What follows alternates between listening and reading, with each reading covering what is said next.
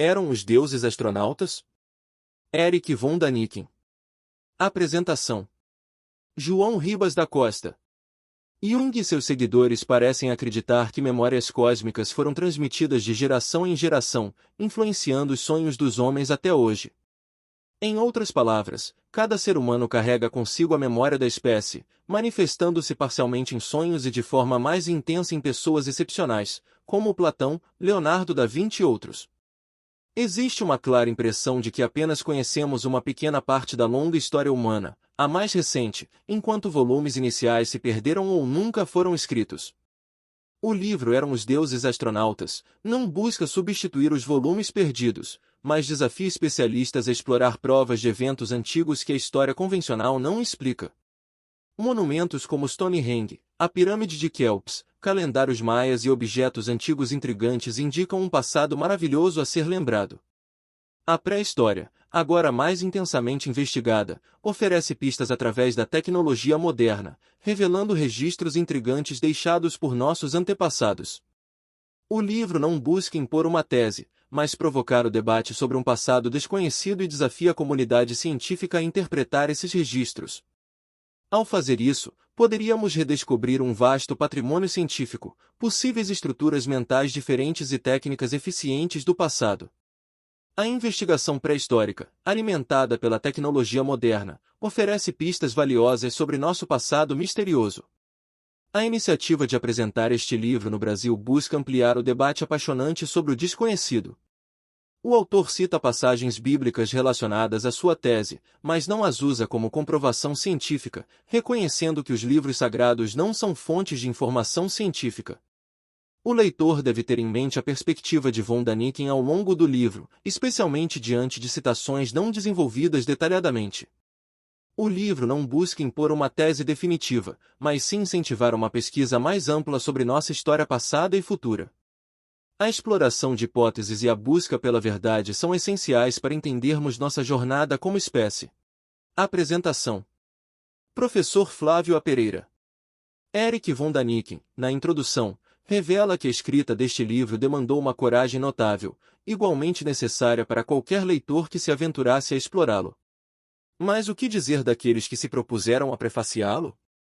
Ao longo dos 12 capítulos, Däniken nos apresenta aproximadamente 323 questões provocativas, situando a obra no cenário dos livros polêmicos. Contudo, estamos em uma época de revisões e contestações, onde todas as ciências, da matéria ao espírito, da história ao instinto, passam por uma efervescência notável. Vivemos dias de maravilhosos prazeres intelectuais, com a presença real de homens na Lua, transformando a cultura e desafiando até mesmo os cientistas. A astronáutica age como um poderoso hormônio, impulsionando a cultura pré-cosmonáutica para uma atitude de enfrentar qualquer desafio, inclusive a reação dos meios ortodoxos. Ao ler este livro, não o encare como mais uma ficção científica. Distancie-o das categorias tradicionais dos livros relacionados às ciências. Existem 3 grandes tipos de livros nesta esfera: ciência consagrada, ficção científica e especulação científica. Eram os Deuses Astronautas pertence à última categoria, sendo uma obra especulativa que busca contribuir para o progresso da ciência por meio de suas ousadas especulações. Para esclarecer os leitores, apresenta alguns fatos autênticos relevantes. Em 1964, o Dr. J. Mellard descobriu vestígios de uma civilização de 7 a 8 mil anos antes de Cristo em Çatalhöyük, na Anatólia. A pré-história e a arqueologia estão em constante revisão, como evidenciado pelas descobertas de Stonehenge sendo um observatório astronômico, datando de 1850 a 1700 a.C., reveladas pelo Dr. Gerard Hawkins em 1965. Em 1966, o Dr. Charles H. Gould trouxe à luz provas de uma civilização anterior a todas as conhecidas até então. Em 1968, o escritor russo Alexander Gorbulsky propôs uma audaciosa tese histórica sobre a origem comum das grandes civilizações. Tais descobertas estimulam a especulação científica, contribuindo para o progresso do conhecimento. Erich von Däniken não está sozinho nessa empreitada. Apesar de não ser um clássico erudito, arqueólogo ou exegeta bíblico, ele é um jornalista honesto, bem informado e, acima de tudo, muito inteligente. Como presidente da Associação Brasileira de Estudo das Civilizações Extraterrestres, ABES, dou meu aval a Daniken. Este livro é para aqueles que desejam se preparar para a grande revelação do decênio 70. São Paulo, novembro de 1969. Professor Flávio A. Pereira.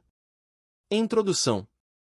Para conceber este livro, foi preciso uma coragem audaciosa, uma coragem que se tornará igualmente essencial para qualquer leitor que se aventure a desbravá-lo. As teorias e evidências aqui apresentadas desafiam as convenções da arqueologia tradicional, uma disciplina meticulosamente desenvolvida e profundamente enraizada. Os especialistas no campo podem não levar a sério ou até mesmo colocar na lista negra uma obra que, talvez, seja melhor não mencionar. Por outro lado, os leigos podem preferir se aconchegar em seu mundo familiar ao descobrirem que explorar o passado envolve mais mistérios e exige mais audácia do que vislumbrar o futuro. Entretanto, uma certeza permanece: há algo de intrigante no passado remoto, distante milhões e milhões de anos de nós. Esse passado está repleto de deuses desconhecidos que visitaram a Terra primitiva em suas espaçonaves tripuladas.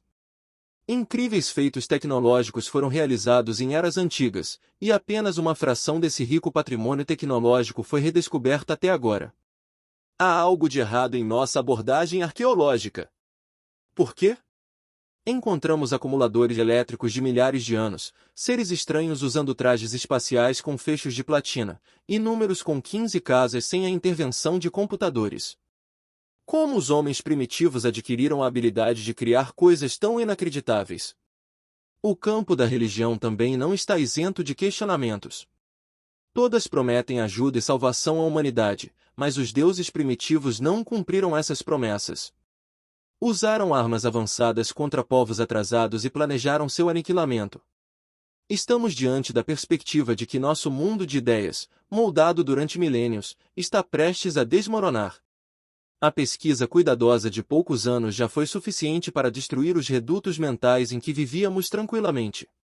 Conhecimentos outrora ocultos em bibliotecas e arquivos de sociedades secretas estão agora sendo revelados.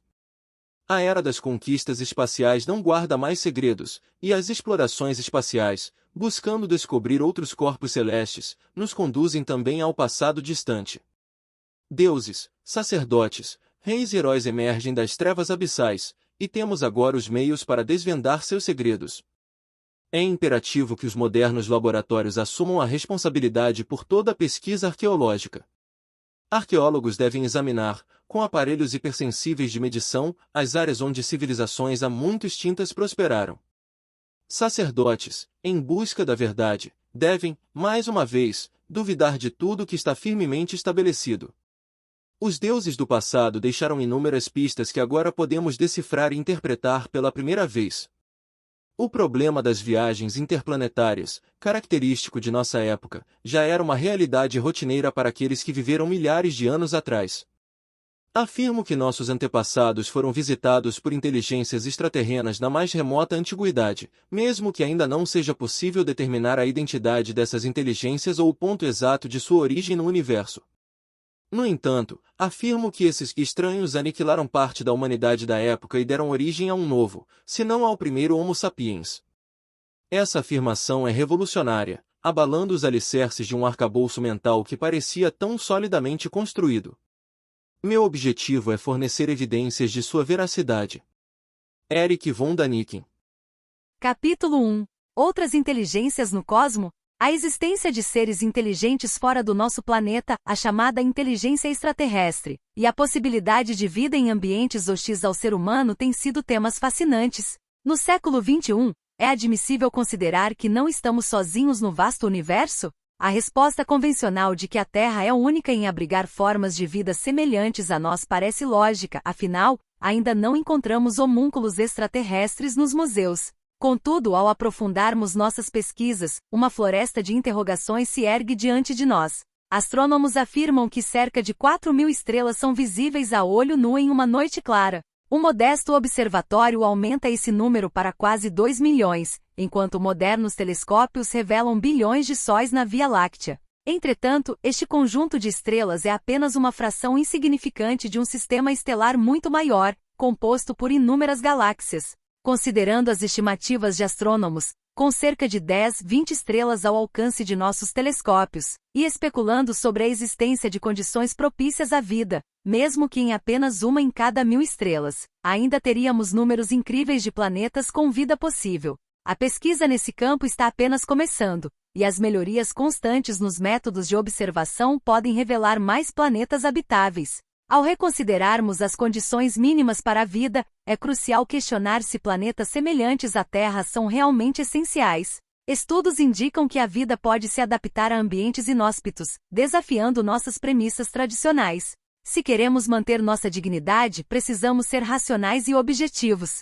Concepções ousadas, embora pareçam visionárias, muitas vezes se tornam realidades cotidianas. As gerações futuras podem descobrir formas de vida no universo além de nossas imaginações atuais. Com a idade estimada do universo entre 8 e 12 bilhões de anos, e com organismos ressuscitando de meteoritos e adaptando-se a condições extremas, a vida pode estar se desenvolvendo em ciclos perpétuos há milhões de anos. Após séculos de convicções equivocadas, é hora de aceitar nossa pequenez diante do vasto cosmos inexplorado. Ao reconhecer nossa insignificância, podemos abrir-nos para infinitas possibilidades e ter consciência de que somos meras formigas em meio ao universo. Nosso futuro e nossas oportunidades podem estar nas profundezas do espaço, onde os deuses disseram que encontraríamos respostas. Somente ao visualizar o que o futuro nos reserva, teremos a força e a determinação necessárias para investigar nosso passado de maneira honesta e imparcial. Capítulo 2. Quando nossa espaçonave tocou o solo. A incrível jornada de uma nave espacial pelo cosmos. Os deuses fazem sua visita, vestígios inapagáveis que o vento não pode levar. Júlio Verne, o visionário pioneiro da ficção científica, transcendeu seu papel inicial de narrador para tornar-se um contador de aventuras facilmente absorvíveis. O produto de sua mente imaginativa não é mais ficção científica, mas sim uma realidade que ultrapassou suas concepções.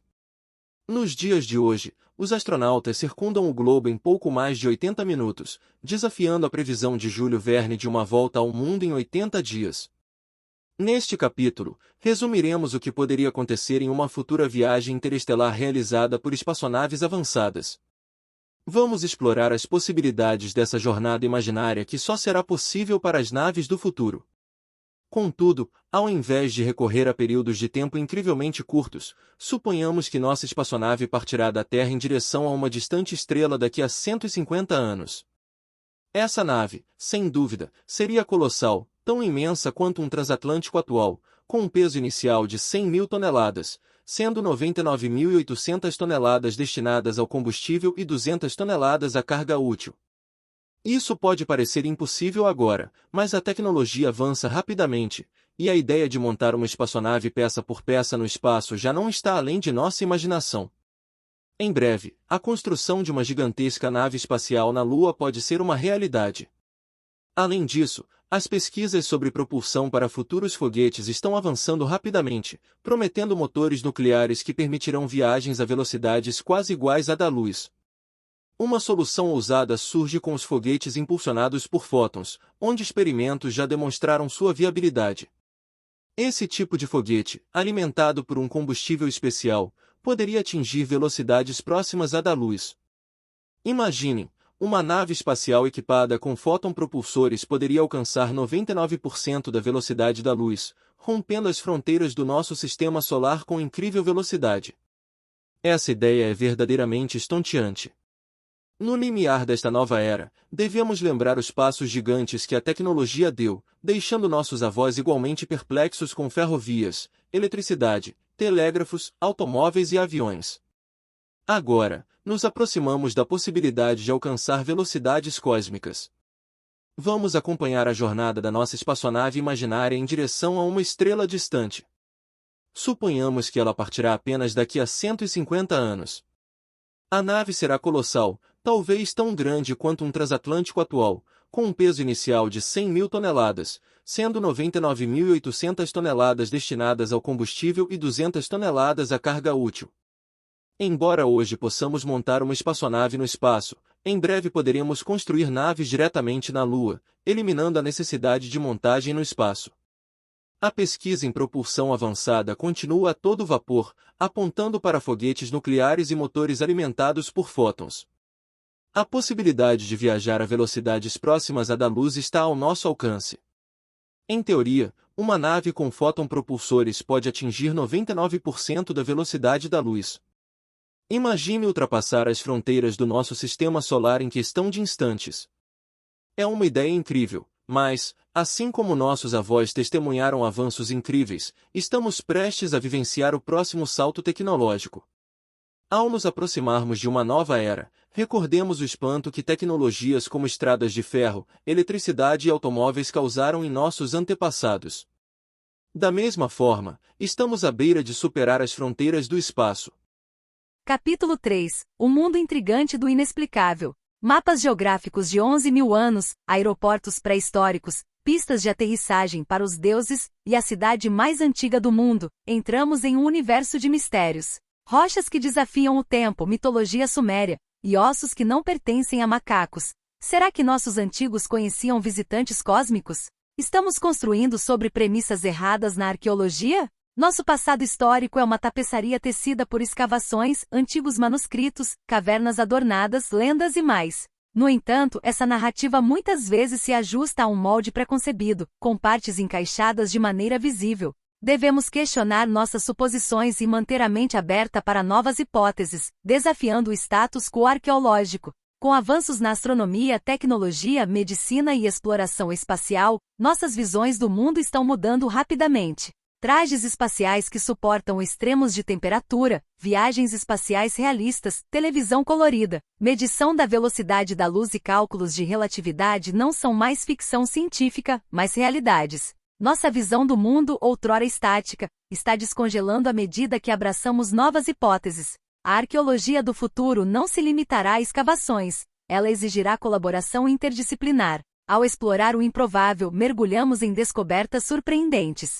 Mapas do almirante Peri Reis, encontrados em 1957, desafiam a lógica, apresentando precisão além da tecnologia de sua época. Teorias de propulsão de naves no espaço e incríveis desenhos nas planícies de Nazca sugerem uma conexão com visitantes cósmicos. Tiahuanaco, uma cidade cheia de mistérios a mais de 4.000 metros de altitude, desafia explicações convencionais. Pedras de 100 toneladas sobrepostas com precisão, canaletas esculpidas e condutores de água que desafiam nossa compreensão. Cabeças de pedra representando diversas raças e a monumental Porta do Sol, com mais de 10 toneladas, deixam-nos perplexos. Enquanto exploramos esses enigmas, a resposta para nossa história antiga pode ser mais complexa do que imaginamos. A pesquisa interdisciplinar e a abertura para o improvável são cruciais para desvendar os segredos de nosso passado intrigante. Qual a lenda por trás da enigmática cidade de Tiahuanaco? Uma espaçonave dourada proveniente das estrelas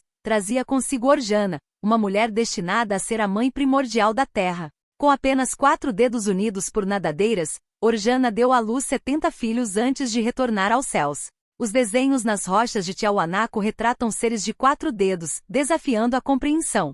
Esses registros, porém, são visíveis apenas em ruínas, nunca testemunhadas por humanos em sua plenitude. A cidade esconde mistérios intrigantes. A cultura de Tiahuanaco permanece sem explicação sobre sua origem e desaparecimento. Arqueólogos ousados afirmam que as ruínas têm 8.000 anos, baseando-se em figuras de barro questionáveis. Uma abordagem mais fácil, mas talvez simplista, do que investigar técnicas avançadas ou a presença de cosmonautas na antiguidade. Sacsayhuaman, não apenas as fortificações incas, mas uma versão desconhecida próxima a Cusco, revela um monólito de 20.000 toneladas, trabalhado profissionalmente.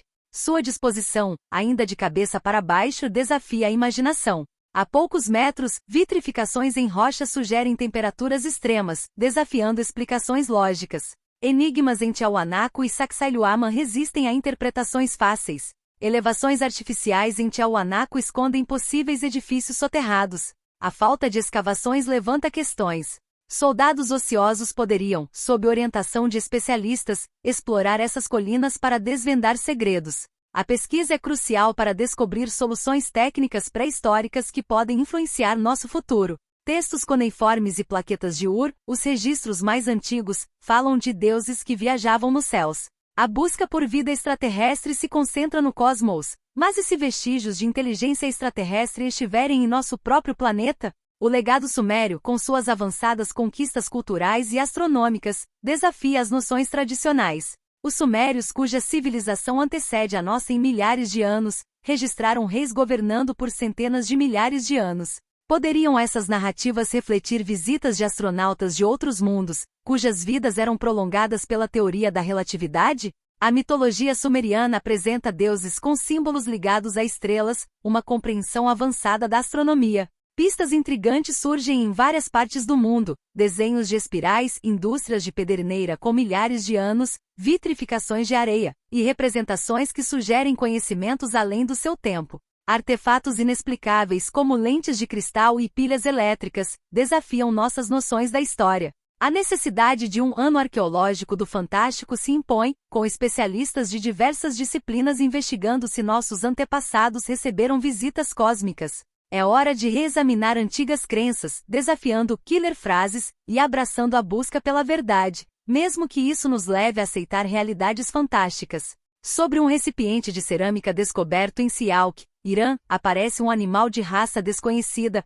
ostentando enormes chifres retos sobre a cabeça. E por que não? Cada chifre exibe 5 espirais à esquerda e à direita, assemelhando-se a isoladores de porcelana em hastes. Mas o que a arqueologia nos diz sobre isso? Simplesmente que é considerado o símbolo de um deus. Os deuses convenientemente explicam muitas coisas, especialmente o inexplicável, recorrendo à inacessibilidade e sobrenaturalidade deles. Nesse mundo peculiar do indemonstrável, os deuses podem habitar em paz. Qualquer artefato encontrado, objeto restaurado ou estatueta reconstituída é prontamente vinculado a uma religião antiga.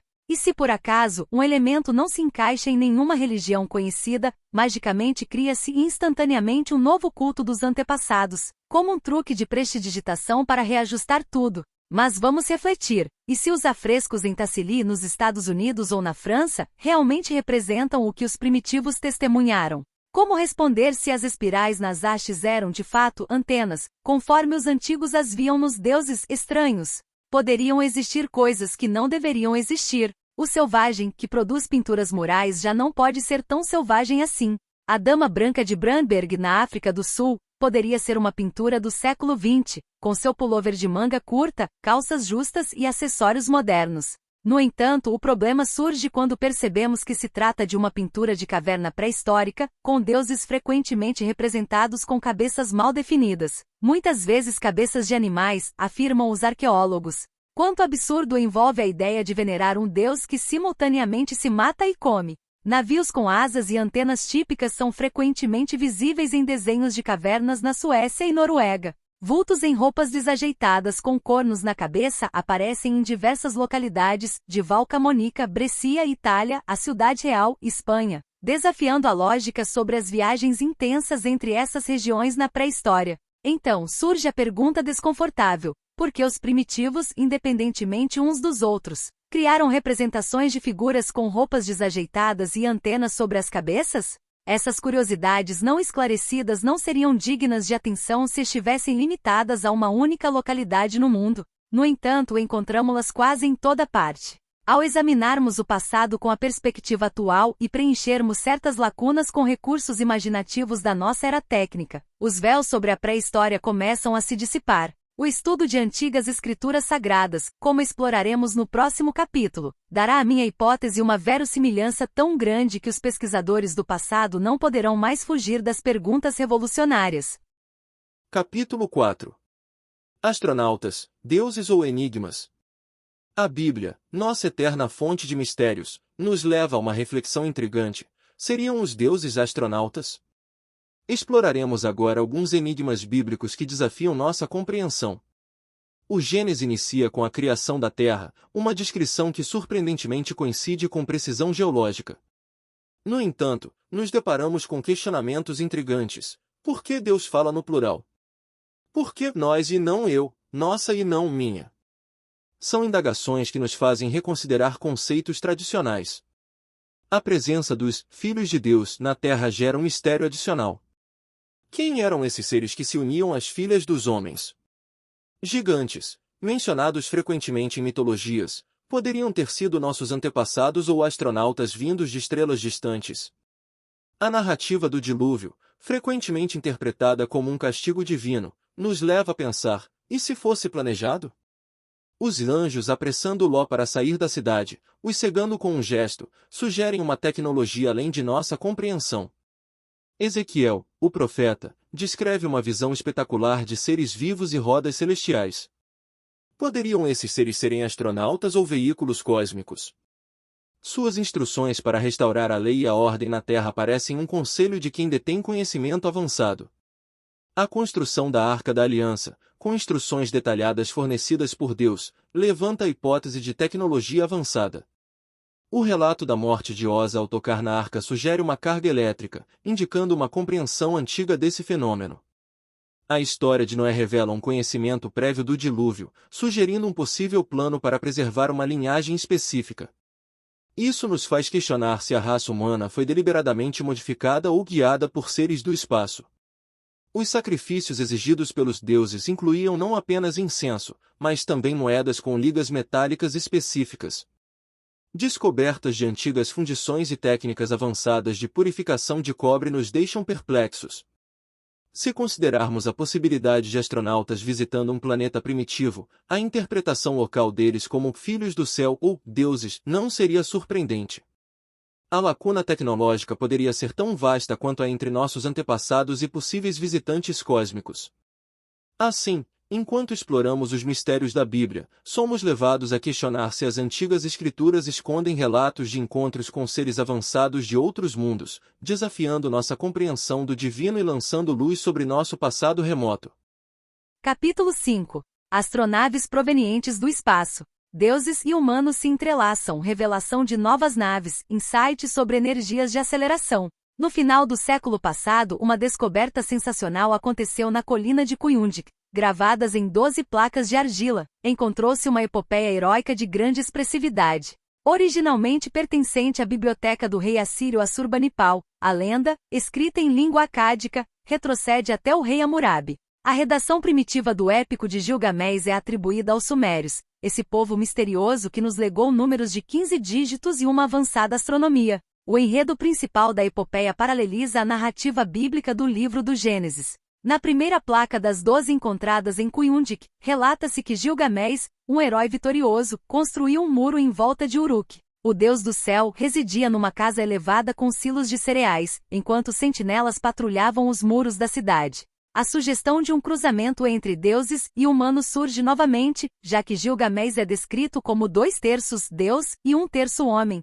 Peregrinos admiravam e temiam seu corpo único em beleza e vigor. Na segunda placa surge Enkidu, criado pela deusa celestial Aruru. Peludo e ignorante da terra, vestido em peles, Enkidu vive entre animais. Gilgamesh, ao saber desse ser, sugere dar-lhe uma bela mulher para afastá-lo dos animais. Enkidu cai na armadilha real e passa 6 dias e 6 noites com uma beleza semidivina. A terceira placa relata uma nuvem de poeira, indicando a chegada de algo distante. O céu ruge, a terra treme, e o rei do sol vem arrebatar Enkidu com asas e garras poderosas. Chumbo pousa sobre Enkidu, tornando seu corpo pesado como um rochedo. A imaginação dos antigos narradores é inegável, mas estranhezas persistem. Na sétima placa, Enkidu relata uma viagem cósmica nas garras de uma águia. A descrição surpreendentemente precisa do aspecto da Terra vista de grande altura levanta questões intrigantes. A nona placa menciona a morte de Enkidu, suspeitando-se do alento venenoso de um animal celeste. Gilgamesh, desolado, parte em busca dos deuses para evitar a mesma doença de Enkidu. A 11ª placa narra seu encontro com Utnapishtim, o pai dos homens, que revela detalhes notáveis do dilúvio, paralelos ao relato bíblico de Noé. Provas arqueológicas da Mesopotâmia corroboram eventos do Antigo Testamento, mas não comprovam a verdade de uma religião específica. Este livro propõe uma hipótese ousada baseada em muitas especulações, não é necessariamente real. Ao buscarmos a verdade, devemos estar abertos a novas ideias e corajosamente duvidar do que consideramos certo e verdadeiro. O futuro nos mostrará quantas lacunas essa hipótese pode preencher. Estamos diante de uma jornada para explorar nosso passado com novas perspectivas e imaginação, enfrentando o inevitável confronto com o desconhecido cósmico. Capítulo 6. Imaginação e lendas antigas. Ou antigos fatos. Todos os cronistas compartilhavam dessa imaginação fervilhante? E novamente, carros celestiais. Explosões de bombas de hidrogênio na antiguidade? Como descobriam planetas através de telescópios? O intrigante calendário de Sírio, sem novidades no norte. E onde estão guardados os livros antigos? Recordações de nós em 6.965. O que restaria de nós após uma destruição total? Conforme nossas notas e reflexões anteriores, a antiguidade apresentava coisas que, segundo concepções convencionais, não deveriam existir. No entanto, nosso entusiasmo colecionador não cessou com os achados acumulados.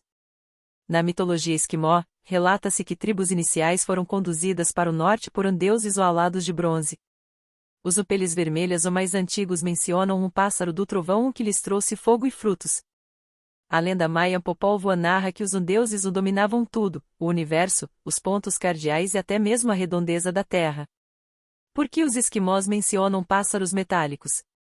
E por que os índios se referem a um pássaro do trovão? Como os antigos maias sabiam que a Terra é redonda? Eles não eram apenas inteligentes, mas também possuíam uma cultura avançada, legando-nos não apenas um calendário fabuloso, mas também cálculos incríveis. Os maias compreendiam que o ano de Vênus tinha 584 dias e estimavam um ano terrestre em 365,2420 dias, cálculo exato hoje, 365,2422. Seus cálculos se estendiam a 64 milhões de anos, e inscrições mais recentes aventuram-se em tabelas que possivelmente alcançam 400 milhões de anos. A famosa equação de Vênus, aparentemente, poderia ter sido calculada por um cérebro eletrônico. A surpresa aqui é a dificuldade em acreditar que tal fórmula tenha sido concebida por um povo considerado semi-selvagem. A fórmula maia de Vênus é notável: Lua, 20 vezes 13 vezes 2 vezes 73 é igual a 260 vezes 2 vezes 73 é igual a 37.960, Sol, 8 vezes 13 vezes 5 vezes 73 é igual a 104 vezes 5 vezes 73 é igual a 37.960, Vênus, 5 vezes 13 vezes 8 vezes 73 é igual a 65 vezes 8 vezes 73 é igual a 37.960. Após 37.960 dias, todos os ciclos coincidem, conforme mitologia que sugere uma reunião divina na grande praça do repouso. As lendas pré-incaicas afirmam que as estrelas são habitadas e que os deuses vinham da constelação das Pleiades. Textos cuneiformes sumerianos, assírios, babilônios e egípcios corroboram: deuses vinham das estrelas, moviam-se em naves ou barcos celestiais, portando armas misteriosas e prometendo a alguns a imortalidade. Compreensivelmente, os antigos buscavam seus deuses no céu, liberando a imaginação para descrever magnificamente essas aparições enigmáticas. Aceitamos isso, mas ainda há muito a ser explicado. De onde o cronista do Mahabharata poderia ter conhecimento de uma arma capaz de provocar 12 anos de seca em uma região e até matar fetos no ventre materno? Este épico indiano, o Mahabharata, é mais extenso que a Bíblia e remonta a pelo menos 5.000 anos. Vale a pena lê-lo com a perspectiva dos conhecimentos atuais. No Ramayana, aprendemos sobre Vimanas, máquinas voadoras impulsionadas por mercúrio e vento forte, capazes de voar a grandes altitudes, movendo-se em todas as direções. Uma citação notável descreve o carro de Rama: por ordem de Rama, o carro maravilhoso subiu com enorme estrondo para uma montanha de nuvens. Não podemos ignorar o fato de que, mais uma vez, um cronista não apenas menciona um objeto voador, mas também descreve um estrondo poderoso. Outro trecho: Bhima voou com sua Vimana num raio imenso, que tinha o clarão do sol e cujo ruído era como o trovejar de um temporal. A imaginação precisa de pontos de partida. Como o cronista descreve algo que sugere o conceito de foguetes e o conhecimento de que tal veículo poderia cavalgar sobre um raio e causar um trovão assustador? No Sansaptakabada, fazem distinção entre carros voadores e outros que não podem. O Mahabharata revela a jornada de Arjuna, que, após superar perigos, encontra os deuses e recebe armas. Ao encontrar Indra, o Senhor dos Céus, e sua esposa Sachi, eles não encontram Arjuna em locais indefiníveis, mas sim em um carro de combate celestial. O paralelo com relatos de Enoque e Elias não pode ser ignorado.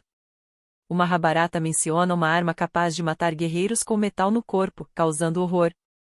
Indicações numéricas precisas sugerem que o autor tinha conhecimento preciso do que escrevia. Uma arma que fazia cair cabelos e unhas, enfraquecia e empalidecia seres vivos. No 8º livro, Gurkha, a bordo de uma poderosa Vimana, lança um único projétil sobre uma cidade tríplice, resultado similar às testemunhas oculares da explosão da primeira bomba de hidrogênio. Gurkha retorna em um veículo radiante de antimônio. E para os filósofos, que fiquem cientes, foi o Mahabharata que afirmou que o tempo é a semente do universo. Os livros tibetanos Tantia e Kantua também mencionam máquinas voadoras pré-históricas, chamadas de ampérolas no céu. Ambos os livros ressaltam que esse conhecimento era secreto e não destinado ao público. No Samarangana Sutradhara, há capítulos inteiros descrevendo naves aéreas, emitindo fogo e mercúrio de suas extremidades. A palavra fogo, nos escritos antigos, não se limita ao fogo aceso, abrangendo cerca de 40 espécies relacionadas a fenômenos esotéricos e magnéticos. Difícil acreditar que povos antigos conheciam a obtenção de energia de metais pesados. No entanto, não devemos simplificar a história, rejeitando textos sânscritos como mitos. A multiplicidade de pontos citados de escritos antigos suscita a suspeita de encontros com deuses voadores. O velho método de negação não nos permite avançar. Com um novo esquema de pensamento, baseado nos conhecimentos técnicos atuais, é crucial abrir clareiras no matagal que esconde nosso passado. A explicação dos fenômenos de naves espaciais nos tempos pré-históricos e das frequentemente descritas armas aterrorizantes permanece em aberto.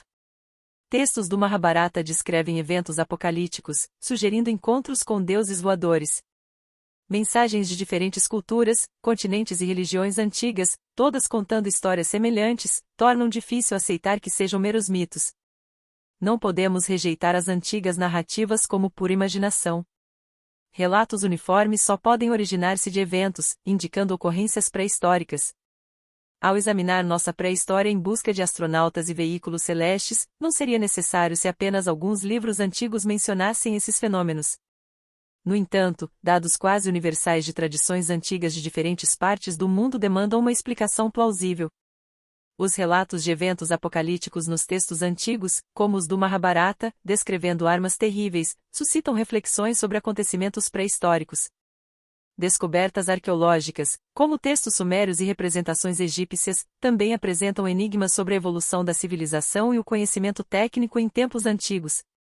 As tradições antigas e descobertas recentes, como os manuscritos de Qur'an, fornecem pistas intrigantes sobre possíveis fenômenos celestes na antiguidade. A interpretação desses textos exige uma abordagem cuidadosa e a consideração de diferentes perspectivas, afastando-se de preconceitos estabelecidos. Explorar o passado com uma mente aberta para novas possibilidades é fundamental para desvendar os mistérios que ainda envolvem nossa história. Indiscutivelmente, estrategistas em um conflito com armas AIH não mirarão seus mísseis em direção a comunidades específicas, mas sim os dirigirão aos centros mais densamente povoados. Assim, a consequência será o caos radioativo impactando regiões progressistas e altamente desenvolvidas. Restarão áreas subdesenvolvidas, selvagens, distantes dos núcleos civilizacionais. Essas regiões, por não terem participado do desenvolvimento, serão incapazes de preservar ou disseminar nossa cultura. Mesmo indivíduos inteligentes ou visionários, que busquem preservar conhecimento em bibliotecas subterrâneas, teriam pouco impacto no futuro. Bibliotecas convencionais seriam destruídas, e os sobreviventes, sem acesso a essas informações, permaneceriam alheios à herança cultural. Regiões inteiras do planeta se transformariam em desertos radioativos, inabitáveis por centenas de anos. Os sobreviventes provavelmente experimentariam mutações, e as cidades aniquiladas seriam reduzidas a destroços em 2000 anos. A natureza, implacável, retomaria as ruínas, oxidando ferro e aço até se transformarem em pó. Tudo recomeçaria, e a humanidade teria uma segunda ou terceira chance. Entretanto, novamente poderia chegar tarde demais para desvendar antigos segredos. Após 5.000 anos, arqueólogos poderiam declarar que o homem do século XX desconhecia o ferro, pois, logicamente, não encontrariam vestígios. Descobertas como barreiras blindadas ao longo da fronteira russa seriam interpretadas como linhas astronômicas. Fitas sonoras magnéticas poderiam conter soluções para enigmas, mas seriam indecifráveis. Tradutores em 7.000 enfrentariam uma tarefa árdua. Relatos sobre guerras mundiais pareceriam inacreditáveis, mas discursos de Marx ou Lenin poderiam se transformar em pilares de uma nova religião. Interpretar o que restasse dependeria de pistas suficientes, uma busca desafiadora ao longo de 5.000 anos. É intrigante como a natureza permite a sobrevivência de blocos de pedra por tanto tempo, enquanto trilhos de ferro se degradam. Em Delhi, um pilar de ferro, com mais de 4.000 anos, permanece sem ferrugem, sugerindo uma liga desconhecida da antiguidade. Essa história é complexa. Culturas antigas ergueram construções que desafiam a reprodução com tecnologia moderna. Esses monumentos estão lá, e ignorar sua existência não é solução. Abandonemos preconceitos e juntemo-nos à busca por respostas. Capítulo 7. Maravilhas da Antiguidade ou Espaço-Portos Pré-Históricos. Um palco cósmico de dança para gigantes. Desvende os segredos antigos. A vida dos egípcios Kelps. Visionário ou impostor? Pirâmides, maravilhas cósmicas, cadáveres congelados, tendências e enigmas do C-14. Ao norte de Damasco, emerge o intrigante terraço de Baalbek, uma plataforma construída com blocos de pedra gigantes, alguns alcançando incríveis 20 metros de comprimento e quase 2.000 toneladas. Até hoje, a arqueologia não conseguiu oferecer uma explicação convincente para o enigma do terraço de Baalbek. O visionário professor russo Agreste sugere que essas ruínas podem ser vestígios de uma colossal estação de pouso. Segundo os egiptólogos, o Egito Antigo surge como uma civilização avançada, com grandes cidades, templos majestosos, estátuas imponentes e pirâmides gigantescas surgindo abruptamente. Tudo isso em um país que, sem uma pré-história reconhecível, atinge essas grandezas de forma súbita. Durante a construção das pirâmides, estimam que o Egito abrigava cerca de 50 milhões de habitantes, desafiando as estimativas globais da população de 20 milhões em 3.000 a.C. Essas estimativas fantasiosas, com variações de alguns milhões, tornam-se intrigantes ao considerar como todos esses habitantes eram sustentados. A população diversificada incluía trabalhadores, escultores, engenheiros, marinheiros, escravos, um poderoso exército, sacerdotes, mercadores, camponeses e uma classe luxuosa de cortesãos. Será que todos eles dependiam apenas da agricultura no delta do Nilo? Dizem que os blocos de pedra das pirâmides eram movidos em cilindros deslizantes, possivelmente de madeira. No entanto, a escassez de árvores no Egito, principalmente palmeiras, torna duvidoso que elas fossem derrubadas para fazer rolos, já que as tâmaras eram essenciais como alimento e as tamareiras eram as únicas fontes de sombra. Importar madeira teria exigido uma frota significativa, e o transporte rio acima até o Cairo seria a única opção, dada a falta de cavalos e carros na época. O mistério do transporte de blocos de pedra permanece sem uma explicação convincente. Quanto à técnica dos construtores de pirâmides, inúmeras incógnitas persistem sem solução genuína. Como eles esculpiam túmulos nas rochas?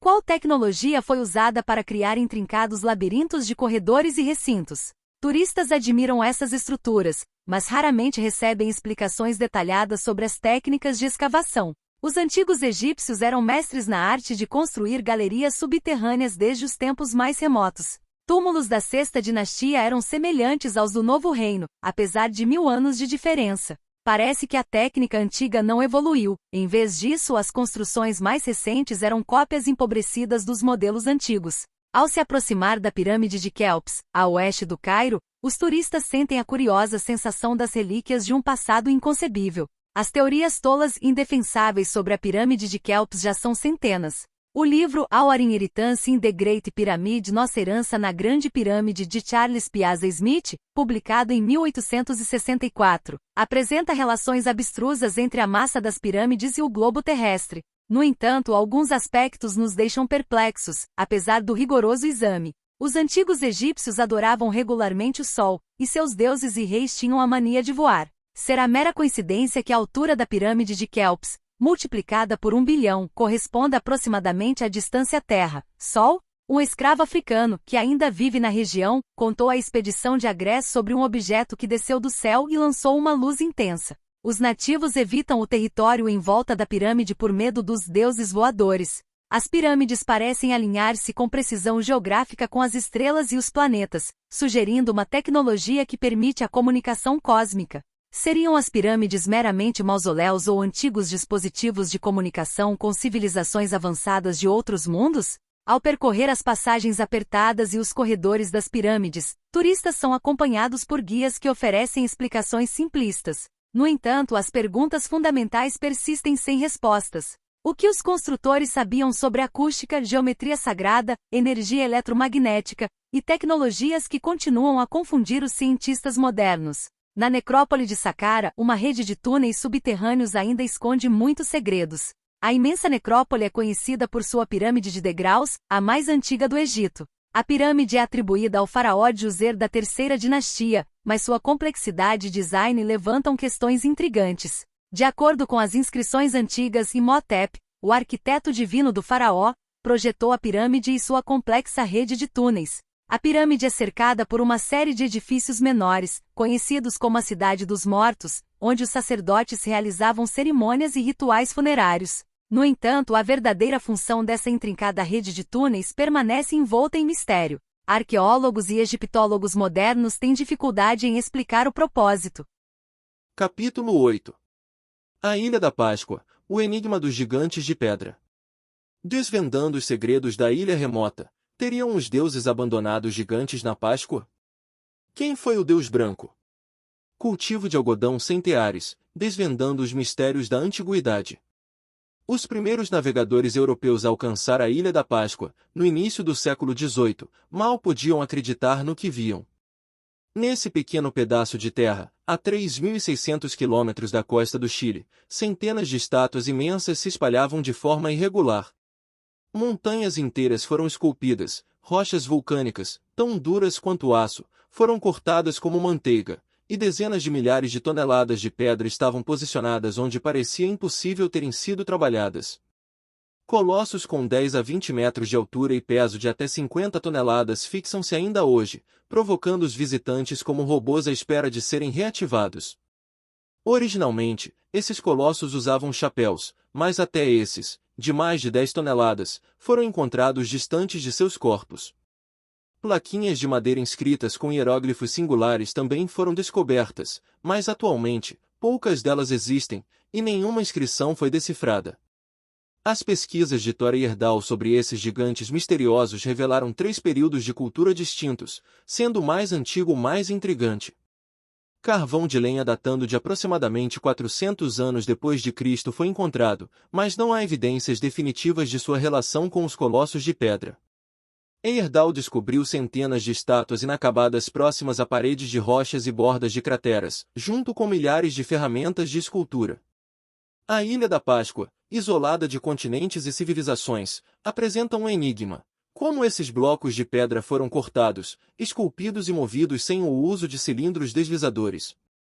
Como foram transportados por quilômetros sobre terrenos acidentados? E por que todas as estátuas estão na periferia da ilha, nenhuma no interior? Os indígenas da ilha, mesmo após a influência dos missionários ocidentais, ainda a chamam de Terra dos Homens-Pássaros. Lendas falam sobre visitantes voadores de tempos imemoriais, refletidas em esculturas de seres alados. Há uma conexão surpreendente entre a Ilha da Páscoa e Tiahuanaco, separadas por mais de 5.000 quilômetros. Mitologias pré-históricas sugerem a possibilidade de uma ligação cósmica entre essas culturas. A figura do Deus Criador Viracocha, que moldou os gigantes de pedra e viajou inspirando vida e conhecimento, ecoa nas lendas da Ilha da Páscoa e de outras regiões distantes. À medida que exploramos as façanhas monumentais de civilizações antigas, não podemos ignorar os mistérios que permanecem soterrados. O desenvolvimento da cosmonáutica moderna pode encontrar pistas valiosas nessas relíquias do passado, sugerindo que a verdadeira missão da humanidade pode ser colonizar o universo. Enquanto a ciência avança na busca pelo espaço cósmico, é possível que descobramos respostas convincentes para antigas perguntas e que a paz na Terra e o caminho para o infinito se revelem como promessas realizáveis. O ceticismo é uma ferramenta para explorar o possível, pois, como Thomas Mann disse, o positivo no cético é que ele julga tudo possível. Capítulo 9. Mistérios da América do Sul e outras singularidades. Explorando cidades na selva, migrações como excursões familiares e encontros divinos. Embora enfatizemos que não questionamos a história da humanidade nos últimos 2000 anos, acreditamos que os deuses gregos, romanos e muitas figuras mitológicas estão envolvidos em uma neblina de um passado distante. Tradições arcaicas persistem entre os povos desde os primórdios, e mesmo culturas modernas oferecem indícios de um passado obscuro. Ruínas na selva da Guatemala e Yucatán desafiam comparação com as grandiosas construções egípcias. A pirâmide de Cholula, ao sul da cidade do México, tem uma base maior que a de Kelps. O campo de pirâmides de Teotihuacan, ao norte do México, cobre quase 20 quilômetros quadrados, todas alinhadas astronomicamente. A tradição de Teotihuacan remonta a tempos antes do Homo sapiens existir. Já discutimos o calendário maia, o mais preciso do mundo, e a equação de Vênus.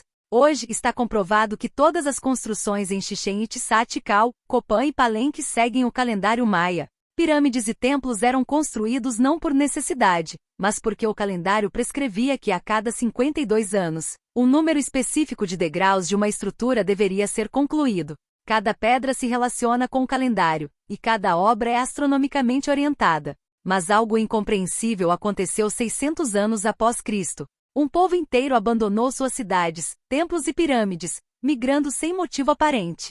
Nem guerras, mudanças climáticas ou epidemias explicam totalmente esse fenômeno. Uma nova teoria ousada emerge. Os antepassados dos maias, em eras remotas, receberam a visita de deuses, possivelmente astronautas.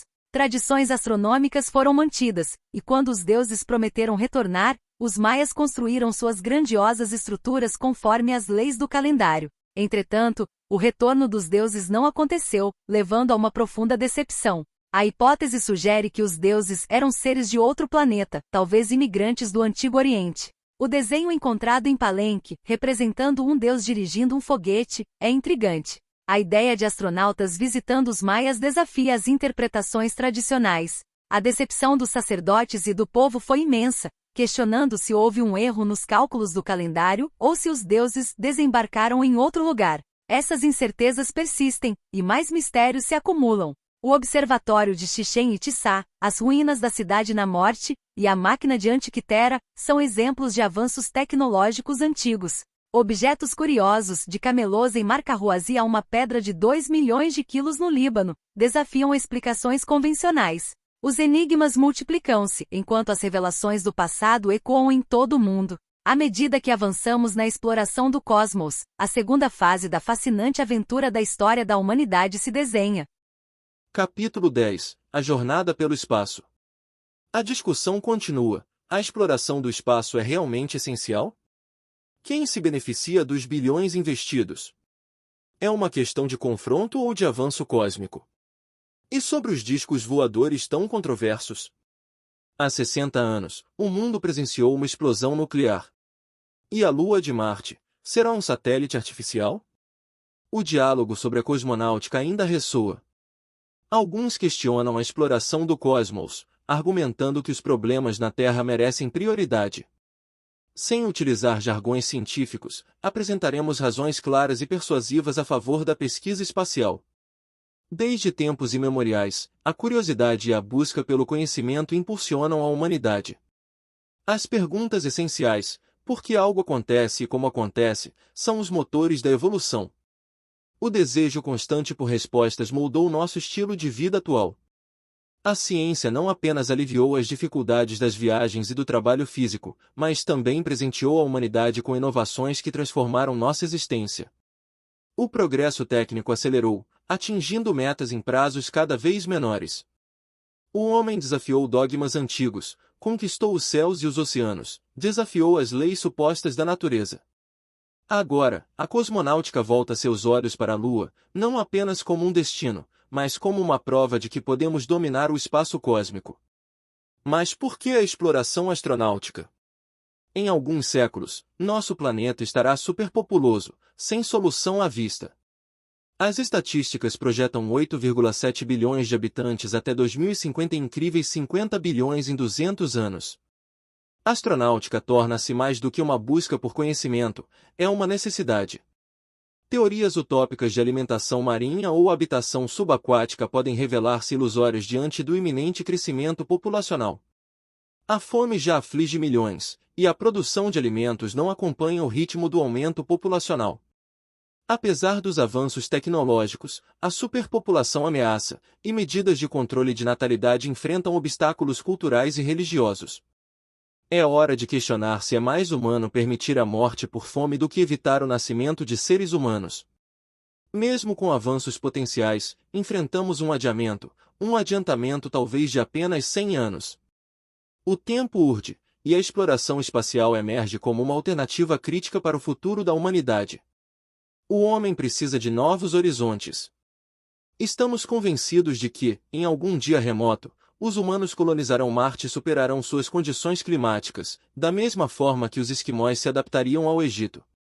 Planetas, alcançados por gigantescas naves cósmicas, serão habitados por nossos descendentes, colonizarão novos mundos, assim como ocorreu recentemente na América e na Austrália. Portanto, devemos dedicar-nos à pesquisa do espaço cósmico, legando aos nossos descendentes uma chance de sobrevivência. Cada geração que negligenciar essa missão acelerará a entrega da humanidade à morte pela fome. Não é mais apenas uma busca abstrata que interessa apenas aos cientistas. E para aqueles que não sentem a obrigação para com a posteridade, é importante destacar que os resultados da pesquisa espacial já nos protegeram de uma terceira guerra mundial. Não foi a ameaça de aniquilação total que impediu as grandes potências de resolverem disputas por meio da guerra?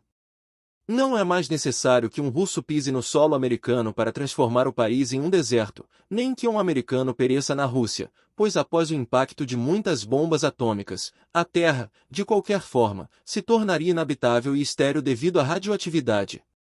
Pode parecer absurdo, mas apenas os foguetes intercontinentais garantiram uma paz relativa.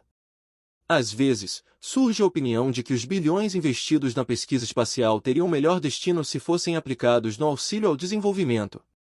No entanto, essa opinião é equivocada, pois as nações industriais prestam assistência ao desenvolvimento não apenas por motivos caritativos ou políticos, mas também para abrir mercados para suas indústrias.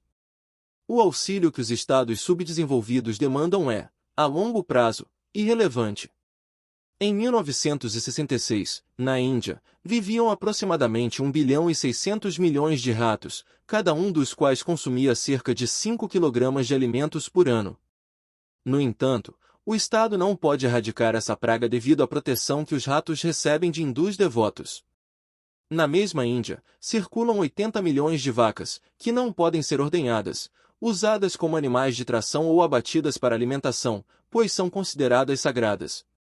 Em um país cujo desenvolvimento é inibido por tantos tabus e leis religiosas, várias gerações ainda precisarão abolir costumes, ritos e superstições prejudiciais à vida antes que um verdadeiro progresso possa começar. Aqui também, os meios de comunicação da era espacial desempenham um papel crucial na informação e no desenvolvimento: jornais, rádio, televisão.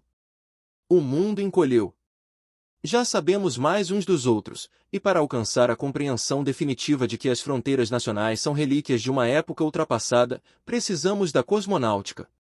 A tecnologia por ela impulsionada difundirá a ideia de que a pequenez de povos e continentes na vastidão do universo só pode servir como estímulo e impulso para o trabalho conjunto na pesquisa do espaço cósmico.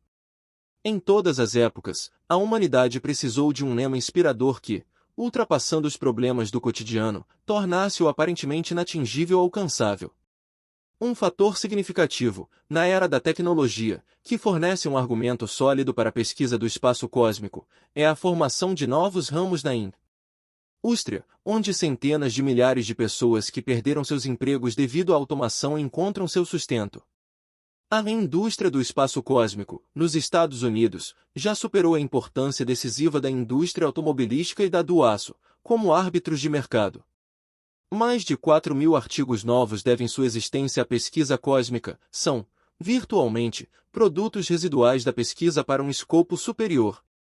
Esses subprodutos, sem que o consumidor se preocupe com a respectiva origem, ingressaram como que naturalmente na vida cotidiana. Computadores eletrônicos, mini-transmissores e mini-receptores, transistores para aparelhos de rádio e televisores foram inventados na periferia da linha de pesquisas, do mesmo modo que as frigideiras em que os alimentos não mais queimam ou grudam ainda que não se use gordura. Instrumentos de precisão em todos os aviões, instalações de controle terrestre integralmente automatizadas, e pilotos automáticos, assim como, principalmente, os computadores rapidamente desenvolvidos, são partes da pesquisa espacial combatida por tanta gente, partes de um programa de desenvolvimento que exerce influência até na vida particular de cada indivíduo. Coisas de cuja existência o leigo nem suspeita são inúmeras: novos processos de solda e lubrificação em alto vácuo, células fotoelétricas e novas fontes minúsculas de energia, que atuam a distâncias incomensuráveis. Da torrente de dinheiro proveniente de impostos, que alimenta a pesquisa do espaço cósmico, refluem, em caudais, para o bolso do contribuinte, as rendas dos grandes investimentos. Nações que, de forma alguma, participarem da pesquisa do espaço cósmico serão esmagadas pela vassalante revolução técnica. Nomes e conceitos tais como Teostar, Echo, Relax, Trios, Mariner, Ranger, Syncon, são marcos na estrada da pesquisa que não pode ser contida. Como as reservas de energia da Terra não são inesgotáveis, o programa de navegação cósmica algum dia também assumirá importância vital porque teremos de buscar material nuclear de Marte ou de Vênus ou de outro planeta, para poder iluminar nossas cidades e aquecer nossas casas. Como as usinas atômicas já hoje fornecem a mais barata de todas as energias, a produção industrial em massa dependerá especialmente dessas usinas, quando a Terra não mais fornecer material nuclear. Novos resultados de pesquisa chovem diariamente sobre nós. A tranquila transmissão do saber adquirido, de pai para filho, está irremediavelmente superada. Para consertar qualquer transmissor de rádio que funcione mediante simples aperto de botão, um especialista deve conhecer a técnica dos transistores e os complicados esquemas que, às vezes, se encontram impressos em lâminas de plástico. Não demorará muito, e ele terá de ocupar-se também com os novos e minúsculos componentes da microeletrônica. O que hoje se ensina ao aprendiz deverá ser continuamente atualizado ao longo de sua carreira profissional. E, se ao tempo dos nossos avós, o mestre possuía saber suficiente para a vida inteira, o mestre do presente ou do futuro constantemente será obrigado a acrescentar novos conhecimentos aos antigos. O que valia ontem, amanhã estará superado. Se bem que só daqui a milhões de anos nosso Sol se apagará e morrerá um dia, a necessidade de invocar o momento terrível em que um estadista perca o controle dos nervos e põe em funcionamento um aparelhamento atômico aniquilador, capaz de causar tremenda catástrofe. Um fenômeno cósmico qualquer, não definível e não previsível, pode induzir a destruição da Terra. Nunca, porém, o homem conformou-se com a ideia de tal possibilidade, talvez por isso, devotamente procurou em uma das muitas religiões a esperança de uma continuação da vida do espírito e da alma. Em consequência, admitimos como certo que a pesquisa do espaço cósmico não seja produto de sua livre decisão, mas que ele obedeça a uma forte compulsão íntima, ao investigar as perspectivas de seu futuro no universo. Como nós proclamamos a hipótese de que nas trevas da antiguidade havíamos recebido visita do cosmo, também admitimos que não representamos a única inteligência no universo, antes suspeitamos que existem no cosmo inteligências mais antigas, mais evoluídas. Se agora ainda afirmamos que todas as inteligências devem dedicar-se, por sua espontânea vontade, à pesquisa cósmica, transportamo-nos, por um momento, de fato, ao reino da utopia, sabendo que estamos mexendo em ninho de marimbondos. Há bem 20 anos, os chamados discos voadores têm dado o que falar. Na literatura especializada são designados como UFOs, denominação que se originou da expressão americana Unidentified Flying Objects, objetos voadores não identificados. Antes, porém, de entrar no excitante assunto dos misteriosos UFOs, devo mencionar um argumento importante que se usa quando está em debate a justificação das incursões espaciais.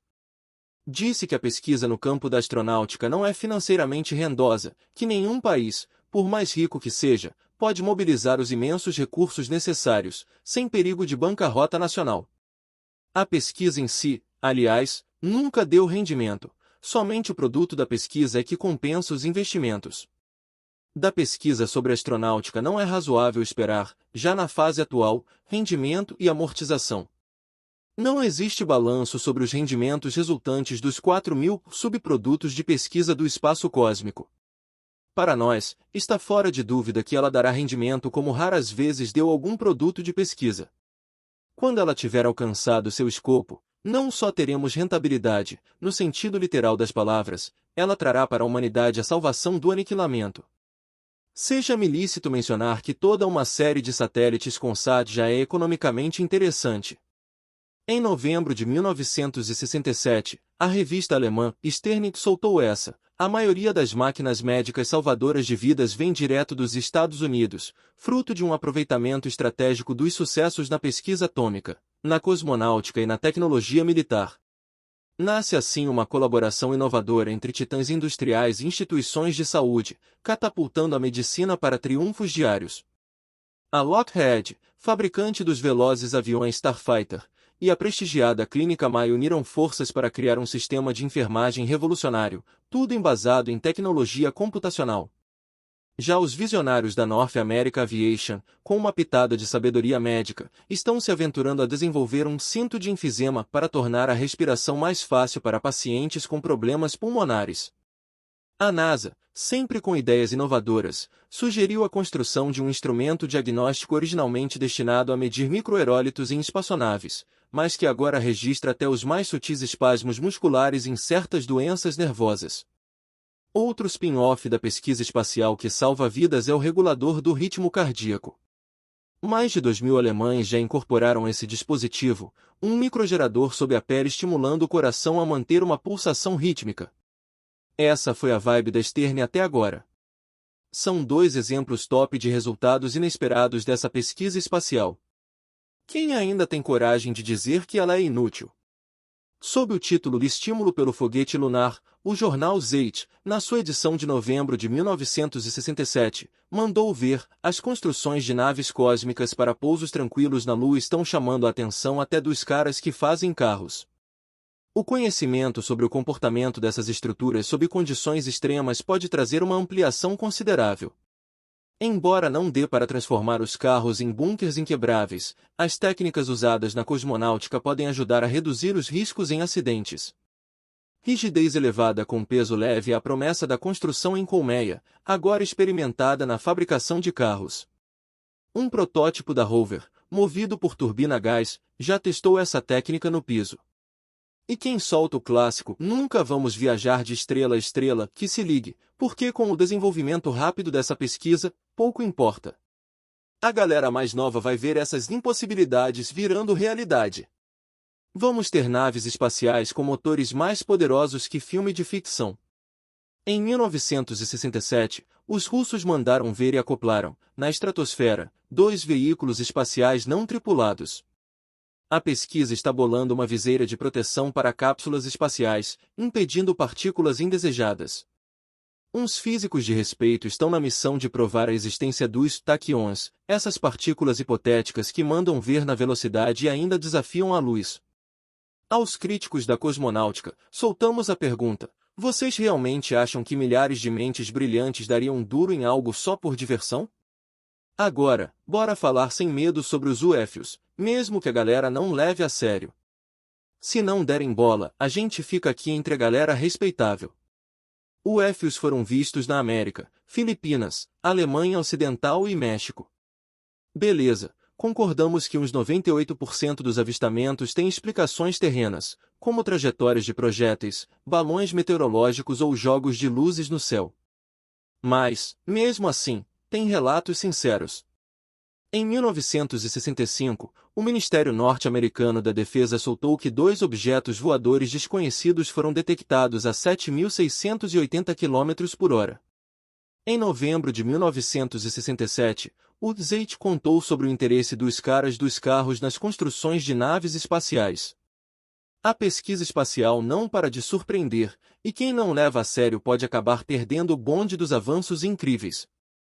Capítulo 11. Desbravando a comunicação direta, mandando sinais para o universo. E aí, brother, já tá ligado nos pensamentos que voam mais rápido que a luz? Prepara que vou te contar as paradas insanas do CAICE, a fórmula de Green Bank e os cientistas que estão causando na exobiologia. A NASA tá nessa vibe também, e até teve um papo com o mito Wernher von Braun. Então, em abril de 1960, 4 da manhã, rolou uma experiência cabulosa num vale isolado da Virgínia do Oeste. O radiotelescópio gigante de Green Bank com 85 pés, foi apontado para a estrela Tau Ceti, os 11,8 anos-luz de distância. Dr. Frank Drake, astrônomo fera, liderou a missão de captar transmissões de rádio de outras civilizações. A parada era receber sinais de ETs do espaço cósmico. O primeiro round, chamado de Projeto Ozma, durou 150 horas e fez história, mesmo sem resultado incrível. Pausa para ajustes porque nossos instrumentos não estavam sensíveis o suficiente. Ozma foi só o aperitivo. Imagina um radiotelescópio gigante na Lua, longe dos perrengues da Terra, vasculhando os espaços entre as estrelas. E mandar pulsos de rádio com uma frequência maneira, tipo 1420 MHz, que é o som do hidrogênio neutro. Com essa frequência, as chances de erro eram quase zero. Agora, saca só, e se a mensagem não fosse só pelo rádio? A parada de enviar sinais luminosos está em alta. Pensa nos astronautas indo para a Lua com espelhos, montando essa confusão lá. Os russos já estavam na jogada com a ideia de espelhos em Marte. Um telescópio com um emissor laser e a ideia de bombardear os espelhos na Lua com raios de 1/100 milionésimo de segundo. A luz refletida voltaria aqui na Terra, e os técnicos com a velocidade da luz, calculavam a distância Terra-Lua com precisão de 1,5 metro. Cientistas são uns malucos, né? E tem mais, galera. Não ficamos só nas ondas de rádio e raios laser. Por que não tentar a comunicação óptica? Um raio laser potente apontado para Marte ou Júpiter podia chamar a atenção de seres inteligentes lá. E uma ideia maluca, mas genial: plantar batatinhas e trigo formando um triângulo isósceles gigante com 1000 quilômetros de lado. A cada verão, ia aparecer um círculo amarelo no meio de um triângulo verde. Uma arte gigante para mostrar que não é coisa da natureza. Será que tem alguém lá fora de olho? E não para por aí, maluco. Teve um doidão sugerindo fazer uma cadeia de faróis formando um modelo atômico. A parada era projetar a luz verticalmente pro céu.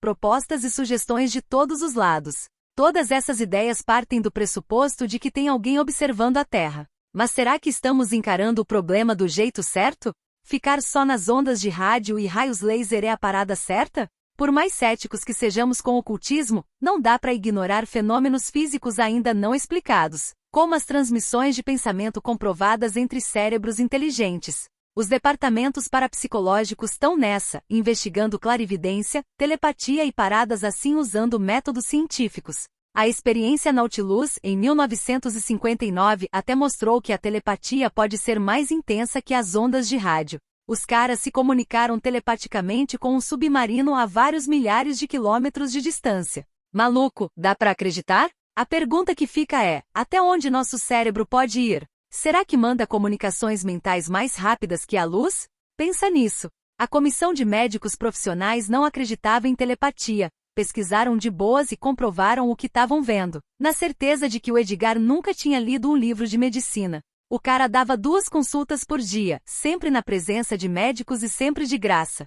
Os diagnósticos e conselhos eram precisos, mas quando acordava do transe, não lembrava de nada. Quando a família ficava doente, ele sempre desaconselhava qualquer tratamento e não participava de medicina ou religião. Até a doutora Lister, diretora de uma escola de medicina em Los Angeles, disse que os diagnósticos e prescrições dele eram melhores que os de qualquer médico da cidade. E ela mesma comprovou isso várias vezes. Mas o Cayce, além de diagnosticar e receitar tratamento para um monte de gente, mergulhava no misterioso, falando sobre vidas passadas, reencarnação e fenômenos espirituais. Ele tinha acesso a um conhecimento além dos limites da ciência convencional. Muita gente acusou o cara de charlatão, mas outros viam ele como um canal para paradas mais profundas. E se o cara conseguisse mesmo acessar informações de outra dimensão?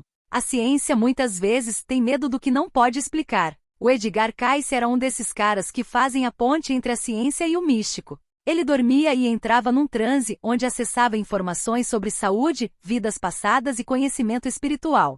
E o mais doido é que os diagnósticos e conselhos médicos que ele dava durante esses transes eram certeiros pra caramba. Quem diria que um cara nascido em 1877, filho de um fazendeiro em Kentucky, seria uma figura-chave no estudo da consciência? Só um fazendeiro, mas ficou conhecido como o profeta adormecido, por causa do jeito único de acessar informações enquanto estava em transe. O Edgar não tinha formação médica, mas as leituras dele durante o transe eram cheias de detalhes específicos e conselhos de tratamento. Cayce falava sobre tudo, desde tratamentos médicos até a Atlântida. O cara era tipo um Google espiritual do início do século XX. E o mais interessante é que muitos dos tratamentos médicos que ele recomendava eram avançados para a época e, em alguns casos, batiam com práticas médicas modernas. E olha só essa, o Cayce falava até sobre extraterrestres. Ele dizia que existiam seres de outros planetas interagindo com a Terra, mas nada como a gente imagina. Eles queriam ajudar a humanidade a se desenvolver espiritualmente. Segundo ele, a humanidade tem uma origem cósmica e a Terra seria tipo uma escola pro desenvolvimento espiritual. Outro ponto louco que o Kai se tocava era sobre nossos pensamentos. Ele falava sobre a energia mental, a conexão mente-corpo e como nossos pensamentos e emoções podem afetar nossa saúde. Hoje em dia, a ciência está começando a entender melhor essas relações, mas o Kai já estava falando disso há quase um século. Pô, maluco, a comunicação direta não precisa ficar só nas ondas de rádio e luz. Se o Kai conseguia acessar informações de outras dimensões enquanto dormia, quem sabe o que mais podemos descobrir expandindo nossas mentes e explorando outros aspectos da consciência? Talvez a comunicação com seres de outros planetas envolva algo mais profundo do que a gente pensa. Fui.